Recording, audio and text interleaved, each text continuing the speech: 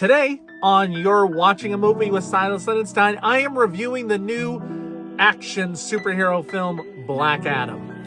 You're watching a movie with Silas Lindenstein. In the theaters you find this. So go and press play and rewind this. This feature is timeless. Love it like it or we lose it, can't find it. And we ain't keen on being reminded about the film if it isn't tough. We spend a lot of time at the cinema. It's just me and my friends, we watch plenty stuff. For movies, yeah, I've been above. Whether big or they small, no, for me don't make a difference, love them. You're watching a movie with Silas Lindenstein. In the theaters you find this. So go and press play and rewind this. This feature is timeless. Love it like it or we lose it, can't find it. And we ain't keen on being reminded about the film if it didn't hit. No, gotta lose it. Watch movies with my friends, bringing joy, that's the blueprint. So come on and let's do this. Leave pain behind us and relax your mind. Come watch a movie with Silas. Yeah. Come watch a movie with Silas. Hello, everybody, and welcome to You're Watching a Movie with Silas Lindenstein. I'm your host, Silas Lindenstein. This is a video. You're watching a video. It's different. Usually you might be reading my podcast, my reviews. You might be reading my reviews. You might be reading my meme that I put up as a review. The whole goal was to go from the written review to the podcast to YouTube videos, because that's where the stars are. So I'm working on that, and so putting them out here. Look, if you want to get my review, if you just want to read my review, you can go read my review over at yourwatchingamovie.com, and you can read there, or you can listen to it here. But I have notes. I have to make. I wish I could be one of those reviewers that could just stand there and talk about the movie and remember everything. I think they do some tricky things with their cutting or something. I don't know. I can't do it. And I'm going to get better quality video at some point. But anyway, hopefully I'm working on it, folks. I'm working on it. So, but let's get into that review. Black Adam is out now. It's the Dwayne Johnson film. PG-13 action superhero. It's a 1 hour and 58-minute film. Also, and I don't almost count the whole thing because there is an after credit scene though after the initial credits. There's not one at the end, so don't bother wait that long. But Dwayne Johnson with a bunch of other actors, most notably Pierce Brosnan as Dr. Fate. So, you know what? I grew up as a big DC fan, and I don't apologize for them. I don't apologize how cheesy at times it can be. I like some DC films. They've done a great job with television. Black Adam is a film that Dwayne Johnson has wanted to do for like a decade, and then we got this, which I don't know. It's kind of like when you do a Pokemon Go adventure and you work on it, for a couple days, and at the end of it, you get a reward, and it's a Weedle. I mean, Weedles are useful and they're cool, and sometimes you need them as candy, but I don't know. It was an okay film. It was okay. It was okay. It wasn't great. It wasn't bad. It was just okay. It was rewatchable. I'll say that. Let me set it up for you. Nearly 5,000 years after he's bestowed with the almighty powers of the Egyptian gods and in prison just as quickly, Black Adam is freed from his earthly tomb, ready to unleash his unique form of justice on a modern world. So they put it so nicely. And, there's some twists and turns in that. What he does, why he's released and how he was bestowed upon. To be honest, I know Black Adam more from playing like the Injustice League or the Injustice League 1 and 2, and occasionally popping up in a comic book. I never really knew his origin story, so this was kind of new for me, and so I don't know how much it stuck with how it really is in the comics. We get a little hung up on that. So I can't give you an impression of how accurate it was to the story, and if you will be happy. If there's one thing I've learned from my Kingdom of Geeks is that we will not be happy no matter what. So, But let me run down some of the best things about the film. Number one, it's fun. It is a fun film. It is fun watching Dwayne "The Rock" Johnson just kill baddies. It's good. You don't see it a lot in the DC film universe. Well, not intentionally. Sure, Superman accidentally in Man of Steel kills a lot of people, but not intentionally. Not intentionally or acknowledged, right? But he just goes right for them. He's got his electric burns people to a crisp. It's pretty gnarly and fun, and they try to do it in as many fun ways as possible. Like, how can we blow this person up? And a departure from a lot of the other films as well, other than maybe Shazam and one other. It's a decently funny film. They have a lot of humor in it. They definitely tried for the comedy. I would almost say they tried too hard, because the comedy sometimes was forced, and it seemed like what they were doing next was only for the laugh and not necessarily because the action lined up and just had a joke landing there, which is, I feel like, what Marvel does a bit more. This was definitely played for laughs at times, because I think they know that Marvel is popular because they're funny and DC is sometimes too serious. But isn't it kind of cool when you're serious about these things and it kind of matters? Not everything needs to be Marvelized. Just a thought. Dwayne Johnson, he's always just has this air of entertainment about him. Like, he's entertaining to watch no matter what. So my daughter was mad earlier because she was saying, like, her friends are saying, like, he's the best actor ever, and that is an exaggeration, to say the least. Like, he is not the greatest actor, and I don't think anyone argues. I don't think he would even say he's the greatest actor of the generation of actors, but he's entertaining. He's hella entertaining. I will watch anything that he's in. He is one of the most entertaining people. And I know even a bad script, he can bring it to another level. And he does that with this, because it's the script. But his performance, yes, he does a good job. He does a good job, that Dwayne Johnson. I like to say that The Rock delivered a solid performance. Rock? No? Okay. You know what? It's I also think it's nice to have DC having a less than perfect character. Sometimes Superman, and I mean, Batman's definitely got some flaws, but they kind of, it's a little too perfect. Even Wonder Woman, little too perfect. It's nice to have them have flaws, and he is definitely flawed. He's beyond. I mean, he's sort of at Peacemaker. I don't know, Peacemaker level, the Suicide Squad. I mean, that's television, so it doesn't count. Probably one of the best DC things or the thing I like the most right now. Peacemaker, it's a TV show. But anyway, remind me of that. The anti-heroes. But he's not necessarily a criminal.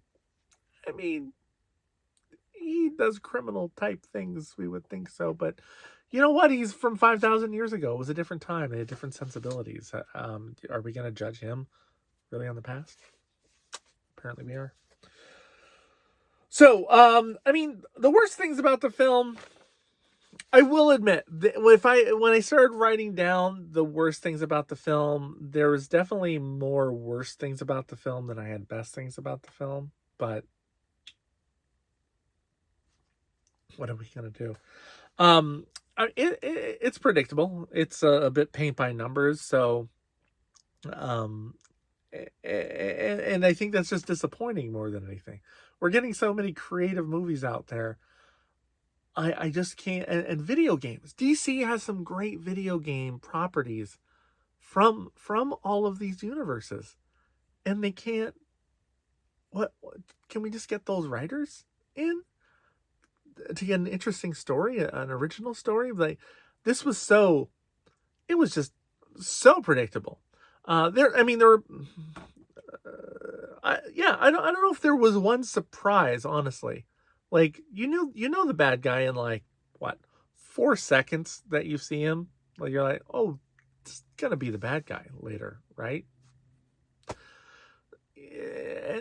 and each point you see it all coming, and that is tiresome at times.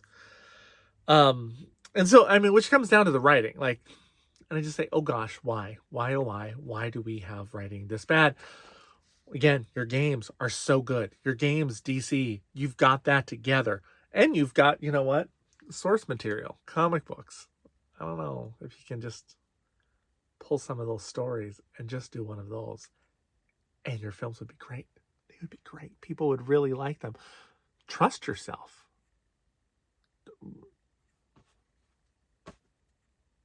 There's this whole little side plot running gag of the kid trying to help Black Adam come up with catchphrases, a catchphrase, and when to use it. Do you do it before you toast somebody? Do you do it before you hit them or after? It's a running gag, which was done in Terminator 2. It seemed like just a blatant ripoff. Maybe they'll say it's an homage. Maybe they'll find out that one of the writers or the director really loved Terminator 2 and that was his homage to it. But it just felt like when you have a bunch of other unoriginal writing in it, it doesn't look like an homage. It just looks like you're borrowing and just saying, oh, it worked in that other film. Let me do it. And nobody wants that. Nobody.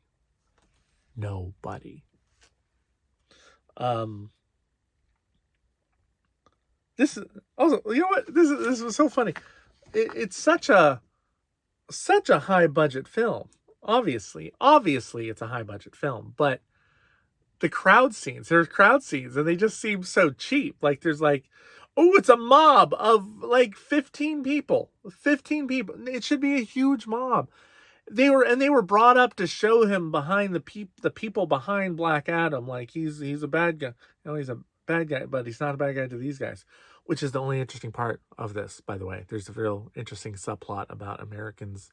I mean, not even America, but they're definitely, the Justice Society of America is trying to fight Black Adam in this to stop him, and they kind of represent America, who only decides to interfere in things when it's convenient to them, and not, you know, when they're needed or where they're needed. Only if it's convenient or on their agenda. So that was interesting. But it was just like, you barely got those threads in there, and they're like somebody was able to drop in a couple nuggets, and then they got fired because they were getting too creative. So they went off on their own. So, but these crowd scenes were just a little bit ridiculous. They just look silly and low budget, and it's such a high budget film. Could you, I don't know, pay for more extras? And I'm speaking more at the homeland, not when and near the end, and you'll see it. If you see it, you're gonna get it. The lesson of the film, I really do think we should always take lessons from movies, and there's two lessons. One, as a filmmaker, planning for 10 years to do a film doesn't help you when you clearly have too many chefs in the writing production kitchen. Whenever there's a movie that's by the formula, I always like, you know, and it follows the plots and it's kind of like predictable. I always like to see how many writers are involved. And they have 3 here, and I don't think one was the director. And that shows. Like, if you can sometimes just get one writer to write it, they'll do twists and stuff and make it fun and unpredictable and interesting, and people want to tell everyone to come see it all the time. So, I mean, just a thought, maybe too many people. But the lessons from the actual story, I think, 2 lessons I got. Justice comes in all forms. And number 2, what defines a hero depends on who is being saved.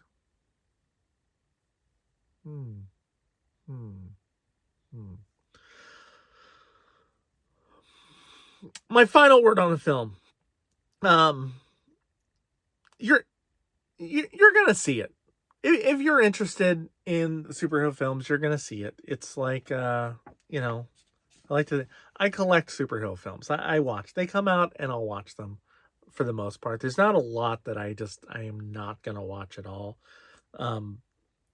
But you're gonna watch this, and just like if it was a Pokemon trading card game, right? You're gonna collect them. You're gonna watch it. This, if it was a Pokemon trading card game, would be a common character, right? It would be a Weedle that you get all the time. It's not even a shiny one, just a regular one.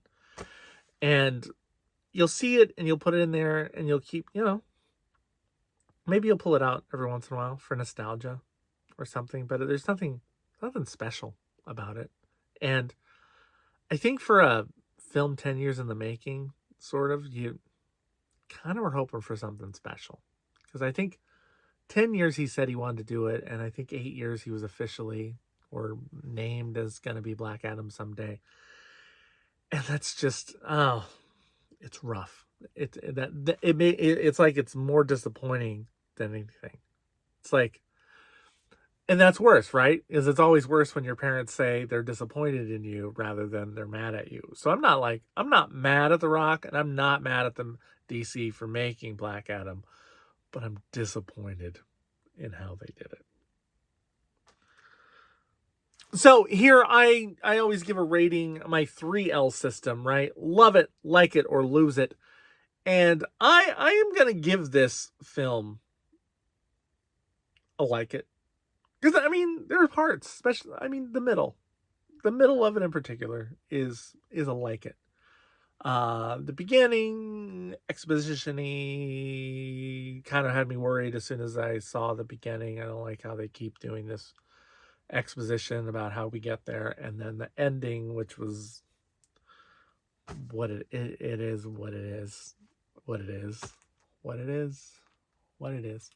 But the middle has some moments, and there's little nuggets. So it's not like a Morbius. I shouldn't even say that name out loud. So it's a like it. I mean, it's on the lower end of the like it, but I did like it. I enjoyed Dwayne Johnson and apologetically, and this is why you bring him in, to make a story that's not written so well excel, and he did that. It excelled for what it is. That's it. Black Adam in the theaters now. Check it out. If you like this, hit that subscribe button, and also check out the podcast at yourwatchingamovie.com and read past reviews and come back for discussions with other people. Listen to the discussions with other people about movies. Thank you for watching a movie with Silas Lindenstein. You're watching a movie with Silas Lindenstein. In the theaters you find this, so go and press play and rewind this. This picture is timeless. Love it, like it, or we lose it, can't find it. And we ain't keen on being reminded about the film if it isn't tough. We spend a lot of time at the cinema. It's just me and my friends, we watch plenty stuff. For movies, yeah, I've been above.